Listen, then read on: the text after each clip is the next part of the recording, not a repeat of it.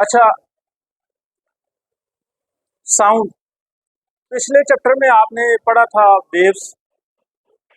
तो साउंड भी एक वेव की शक्ल है, एक फॉर्म है जो एक जगह से एनर्जी को ट्रांसफर करता है, उठाता है और दूसरी जगह पहुंचाता है। साउंड क्या काम करता है? ये एक वेव की शक्ल है, एक फॉर्म है जो क्या काम करता है, एनर्जी को एक जगह से उठा के दूसरी जगह पहुंचाता है किसी मीडियम के थ्रू। अब मिसाल के तौर पे जैसे अब मेरी आवाज़, ये मेरी जुबान जो है मूवमेंट करती है, एनर्जी प्रोवाइड करती है, वेव्स बनती हैं, वो वेव्स ट्रैवल करती करती आपके कानों तक, आपके दिमाग तक पहुंचती है। तो मेरे जिस्म की जो एनर्जी है वो आप तक पहुंच रही है। ठीक है। तो एनर्जी को एक जगह से दूसरी जगह ट्रांसफर करने के लिए हमें वेव चाहिए होती है। और ये जो वेव है, जो साउंड जो ट्रैवल करती है, एक जगह से एनर्जी को उठा के दूसरी जगह पहुंचाती है और मीडियम के अंदर, इस वेव को हम क्या नाम देंगे? साउंड। अब साउंड बुनियादी तौर पे हम कहते हैं जब आपको सेंसेशन ऑफ हियरिंग होती है, कोई चीज सुनाई देती है, उसको हम साउंड कहते हैं। अब ये सुनाई कैसे देती है? तो पहली बात हमें पता है कि हमने जब वेव पैदा करनी है, वेव होगी तो वो एनर्जी को उठा के दूसरी जगह पहुंचाएगी। अब वेव को कैसे पैदा करेंगे? सिंपल वही मैकेनिज्म है, आप किसी भी चीज को ऑसिलेट करवाएंगे, वाइब्रेशन करवाएंगे। क्या करेंगे? किसी चीज को ऑसिलेट या वाइब्रेट करवाएंगे। तो जब वो चीज ऑसिलेट करेगी, वाइब्रेशन करेगी, जैसे आपके सामने परिंदे जो हैं फड़फड़ाते हैं अपने परों को, तो वो हवा के अंदर क्या करते हैं? वेव्स पैदा करते हैं। उनके वो फड़फड़ाने की आवाज आपके कानों तक आती है। तो किसी भी चीज को जब हम वाइब्रेट करवाएंगे, ऑसिलेट करवाएंगे, जैसे पेंडुलम हो गया, मैस अटैच टू स्प्रिंग हो गया, या आपका मोबाइल जब कॉल आती है वाइब्रेट करता है, तो कोई भी चीज जब वाइब्रेशन करती है, ऑसिलेशन करती है, उस ऑसिलेशन की वजह से डिस्टरबेंस पैदा होती है। वो जो डिस्टरबेंस होती है वो एक जगह से दूसरी जगह जाती है, ट्रैवल करती है। किस शक्ल में? वेव की शक्ल में। और अपने साथ क्या लेके जाती है? एनर्जी को लेके जाती है। समझ आ गई? तो साउंड क्या होती है? साउंड हम क्या कह सकते हैं? डिस्टरबेंस होती है। डिस्टरबेंस होती है कहाँ पर? किसी भी मीडियम में।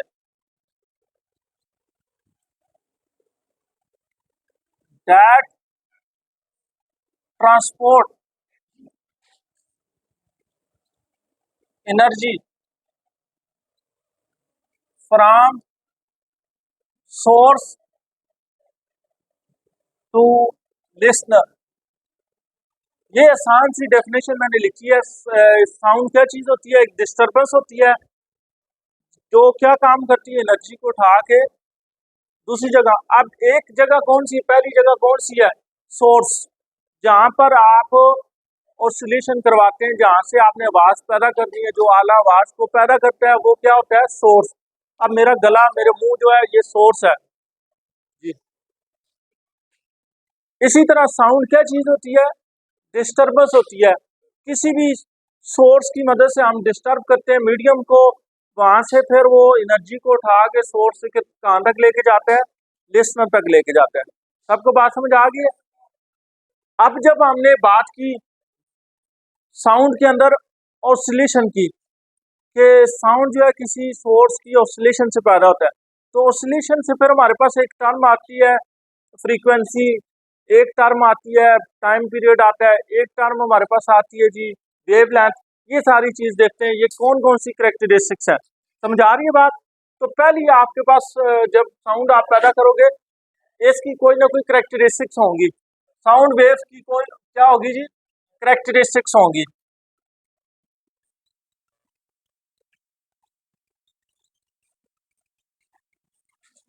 ये बात समझ आ गई आपको? जो साउंड है ये किस चीज से पैदा होता है? जिस चीज से पैदा होता है उसको हम क्या नाम देते हैं? सोर्स। और जो इसको एक जगह से प्रोपेगेट करवा के दूसरी जगह लेके जाता है, वो क्या होता है? मीडियम। और जिसकी मदद से हम सोर्स को, साउंड को ऑब्जर्व करते हैं, हमें पता चलता है कि आवाज पैदा हुई है, उस चीज को हम क्या नाम देते हैं? लिसनर। समझ आ गई है? साउंड के लिए पैदा करने से और सुनाने तक कितनी चीजें चाहिए होती हैं? तीन। कौन कौन सी? जो चीज साउंड को पैदा करती है उसका नाम क्या होता है? उसको हम क्या नाम देते हैं? सोर्स। और जो उस डिस्टरबेंस को एक जगह से दूसरी जगह हम पहुंचाते हैं, उस चीज का नाम क्या होता है? मीडियम। और तीसरी कौन सी चीज होती है? लिसनर। अब इस कमरे में कितनी चीजें हैं साउंड वेव्स के? एक सोर्स, मैं बातें कर रहा हूँ, मैं आपको पढ़ा रहा हूँ, और मेरे मुंह से आवाज निकल के आगे मीडियम कौन सा इस्तेमाल हो रहा है? एयर।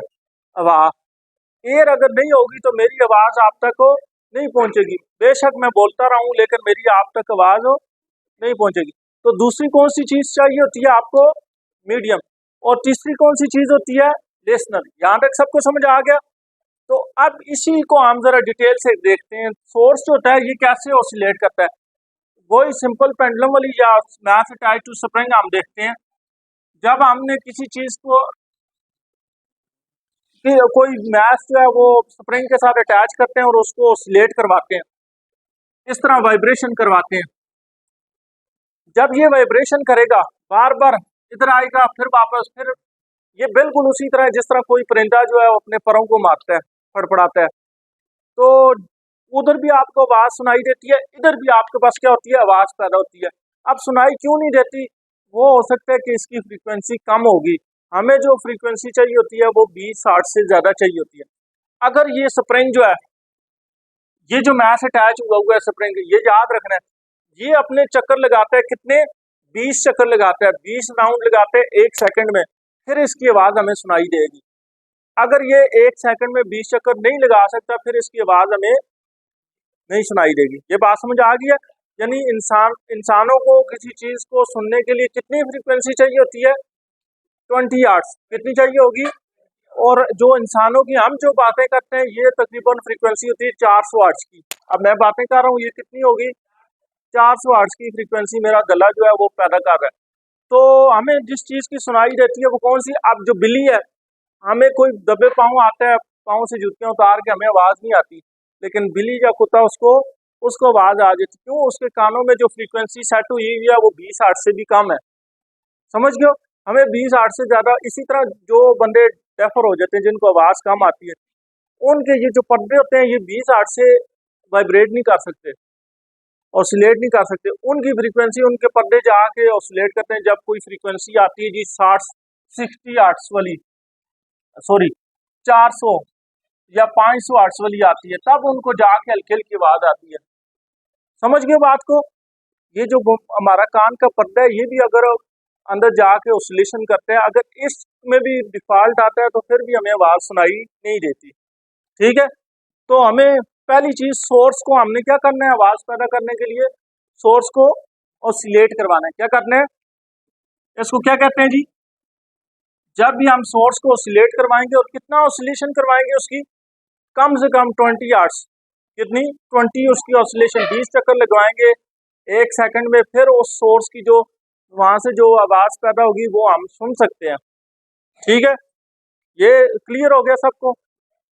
अब जब ये सोर्स, इधर देखो बच्चे, सोर्स हमें पता चल गया उसने ऑसिलेशन करनी है, तब हमारे पास क्या होगी? हमें आवाज सुनाई देगी। अब जब सोर्स ऑसिलेट करता है तो उस ऑसिलेशन से एक टर्म हमारे पास आती है, उसको हम कहते हैं फ्रीक्वेंसी। क्या होता है जी?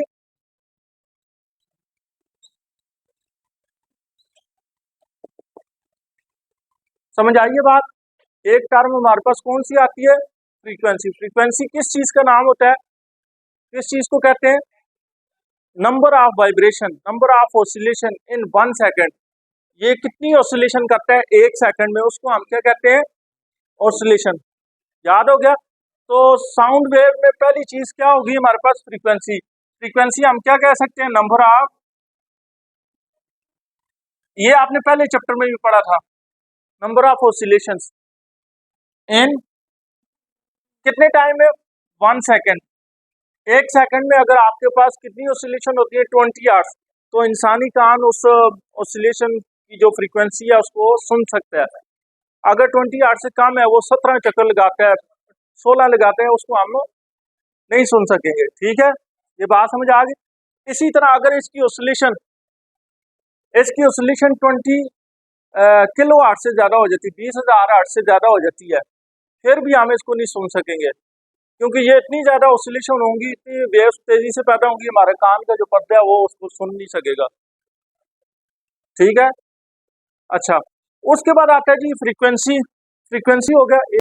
मेजर करने के लिए जो साउंड के अंदर हम यूनिट इस्तेमाल करेंगे वो SI यूनिट होगी। वो कौन सी होगी? हर्ट्स। इस फ्रीक्वेंसी को मेजर करने के लिए यूनिट कौन सी होगी? किस में मेजर करेंगे? हर्ट्स में। जैसे इंसानों की आवाज़ 400 हर्ट्स, औरतों की आवाज़ जो होती है वो 500 हर्ट्स। ठीक है। जितनी आवाज़ ज़्यादा होगी, फ्रीक्वेंसी ज़्यादा होगी, उतनी आवाज़ जो होती है वो पतली हो जाती है।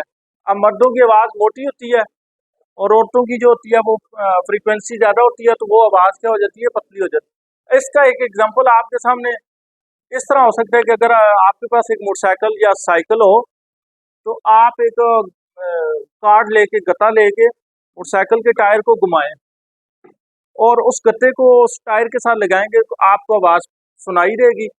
आप फिर आहिस्ता आहिस्ता उसकी स्पीड को बढ़ा लें, मोटरसाइकिल या साइकिल के टायर की स्पीड को बढ़ा लें, तो आप देखेंगे आवाज़ जो होगी वो पतली होती जाएगी। क्यों? वो जितने ज़्यादा चक्कर तेज़ी से लगाएगा उसकी फ्रीक्वेंसी क्या होगी? अगर पहले वो 10 दफ़ा इस आके 10 दफ़ा 1 सेकंड में इसको हिट करता है, फिर वो 20 दफ़ा, फिर 30 दफ़ा, फिर जितना ज़्यादा उसकी जो टायर है उसकी स्पीड अप होगा तो फ्रीक्वेंसी क्या हो जाएगी? ज़्यादा हो जाएगी और आवाज़ आपको पतली सुनाई देगी। इसी तरह मर्दों और औरतों के गले की आवाज़ का यही फ़र्क होता है कि जिसकी फ्रीक्वेंसी क्या होगी, जितनी ज़्यादा होगी गले से निकलेगी, उसकी आवाज़ क्या आपको सुनाई देगी? पतली सुनाई देगी। और जिसकी फ्रीक्वेंसी कम होगी तो वो क्या होगी?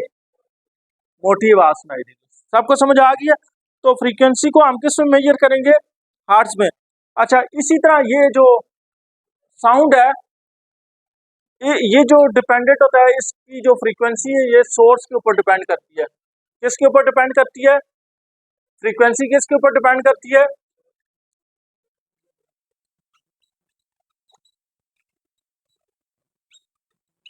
यानी सोर्स कितनी कितनी तेजी से वाइब्रेशन करता है, ऑसिलेशन करता है, तो इसकी फ्रीक्वेंसी चेंज।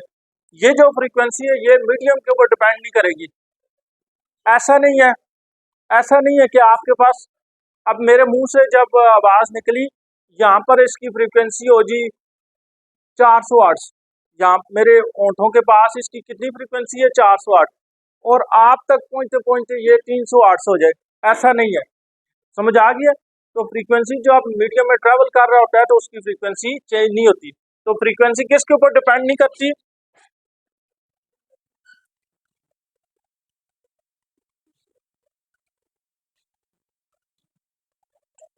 ये बात सबको समझ आ गई? फ्रीक्वेंसी जो होती है ये किसके ऊपर डिपेंड करती है? सोर्स के ऊपर, मीडियम के ऊपर डिपेंड नहीं करती। चाहे आपका मीडियम कोई भी हो, फ्रीक्वेंसी क्या होगी? सेम रहेगी। जो वेव जा रही है, एक दफा पैदा हो गई है, ये वेव अगर पैदा हो गई है तो अगर 1 सेकंड के अंदर ये 10 दफा ऑसिलेशन इसने की है, तो दूर जाके भी 10 ही ऑसिलेशन करेगी। ठीक है। उससे आगे जाके भी कितनी ऑसिलेशन करेगी? 1 सेकंड में 10 ही करेगी। यानी फ्रीक्वेंसी क्या होगी? सेम रहेगी। ठीक है। उसके बाद आता है जी, इसी चीज को हम कहते हैं, अगर कोई चीज सोर्स की ऑसिलेशन ज्यादा हो जाए, इस सोर्स की जो ऑसिलेशन है ये ज्यादा हो जाए, फ्रीक्वेंसी ज्यादा हो जाए, तो इसको हम नाम देंगे कि इसकी पिच जो है वो क्या हो गई है? ज्यादा हो गई है। क्या कहेंगे? फ्रीक्वेंसी भी ज्यादा हुई है लेकिन हम उसको नाम क्या देंगे? इसकी पिच ज्यादा हो गई है। पिच का मतलब क्या होता है? किसी चीज की अगर फ्रीक्वेंसी की, सोर्स की फ्रीक्वेंसी ज्यादा कर दें तो वो उस आवाज पतली हो जाती है। इस चीज को हम क्या नाम देंगे कि उस चीज की फ्रीक्वेंसी, उसकी पिच क्या हो गई है? ज्यादा हो गई है। अगर फ्रीक्वेंसी कम है तो हम क्या कहेंगे? पिच उसकी क्या है? कम है। समझ आ गई बात? उसके बाद आता है सेकंड चीज है टाइम पीरियड। एक हो गया फ्रीक्वेंसी। अब आता है आगे दूसरा, कौन सा करेक्टरिस्टिक्स है आपके पास? दूसरा कौन सा है?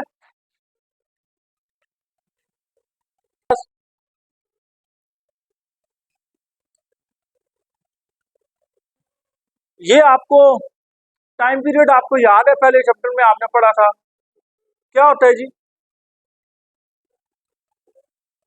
टाइम पीरियड कैसे कहते हैं? Time require to complete one oscillation. एक चक्कर लगाने के लिए कितना आपको टाइम चाहिए होता है, उसको हम क्या कहते हैं? Time period.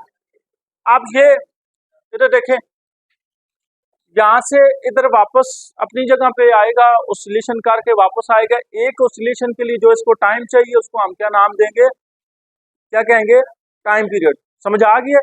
उसी तरह जिस तरह पिछले चैप्टर में आपने वेव्स का पढ़ा था, इसी तरह साउंड वेव्स में भी क्या होगा, एक जगह से वेव गुजरती है, कंप्लीट वेव गुजरने में वो उस पॉइंट पे कितना टाइम लेती है।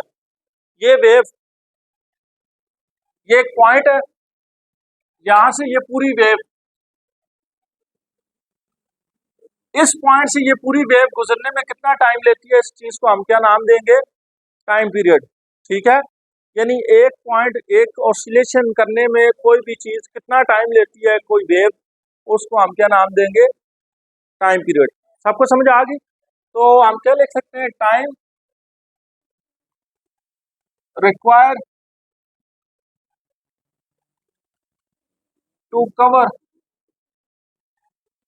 या oscillate for one complete.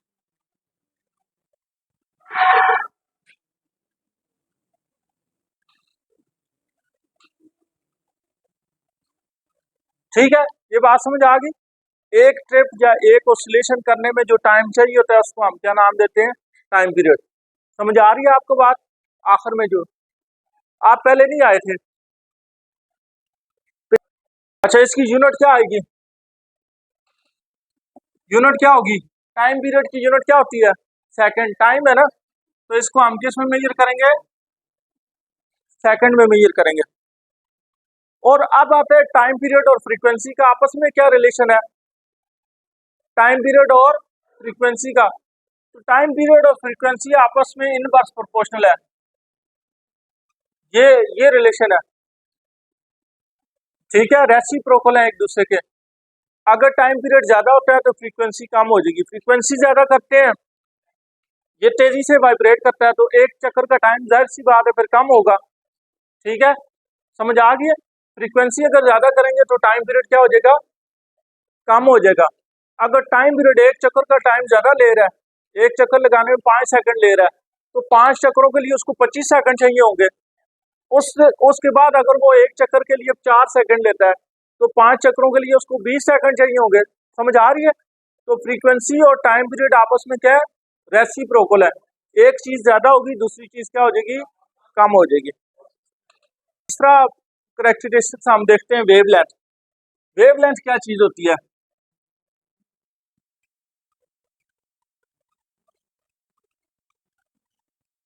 Wavelength किस चीज को कहेंगे, चूंकि साउंड वेव है तो इस वेव का जो स्ट्रक्चर है वो आपके पास मुश्तमिल होती है कंप्रेशन और रेयरफेक्शन। किस पे मुश्तमिल होती है, कंप्रेशन। जो वेव है, जो आवाज की वेव है, इसमें क्या होता है, आप मेरी आवाज यूं ही मेरे मुंह से निकल के आगे ट्रेवल करती है, तो जो रास्ते में एयर है, हवा है, उसको ये इसी तरह ऑसिलेट करवाती है। ऐसे आवाज भी ऐसे जा रही है, और रास्ते में जो एयर है वो किसी जगह पे उस पर दबाव आता है, जहाँ उसको हम क्या नाम देते हैं, कंप्रेशन। और जहाँ पर दबाव कम हो जाता है उसको हम क्या नाम देते हैं, रेयरफेक्शन। अगर मैं इसकी डायग्राम बनाऊं तो वो ऐसी होगी, जहाँ पर साउंड वेव में जिस जगह पे हवा का दबाव ज्यादा है उसको नाम देंगे कंप्रेशन, क्या कहेंगे, और जहाँ पर दबाव कम है उसको हम क्या नाम देंगे, रेयरफेक्शन। समझ आ रही है। ये कौन सी जगह है, इसका क्या नाम होगा, रेयरफेक्शन। ठीक है। अब वेवलेंथ क्या होती है, लगातार कंटिन्यूस दो कंप्रेशन, एक ये और ये, इनके दरमियान जो लंबाई है, लेंथ है या फासला है, उसको हम क्या नाम देंगे, वेवलेंथ। ठीक है, वेवलेंथ क्या होगा, ये एक कंप्रेशन फिर दूसरा कंप्रेशन, इनके दरमियान जो फासला है इसको हम क्या नाम देंगे, इसको क्या कहेंगे, वेवलेंथ। इसी तरह ये रेयरफेक्शन है, दूसरा रेयरफेक्शन, इनके दरमियान जो फासला है इसको भी हम क्या नाम देंगे, वेवलेंथ। आप इसको मेजर किस में करेंगे, क्योंकि ये लंबाई है, लंबाई को किस में मेजर करते हैं, मीटर में। ऐसा यूनिट कौन सी होगी, कौन सी यूनिट होगी, मीटर। सबको बात समझ आ गई है? वेवलेंथ को किस में मेजर करेंगे? मीटर में मेजर करेंगे, ठीक है। बाकी कल देखेंगे।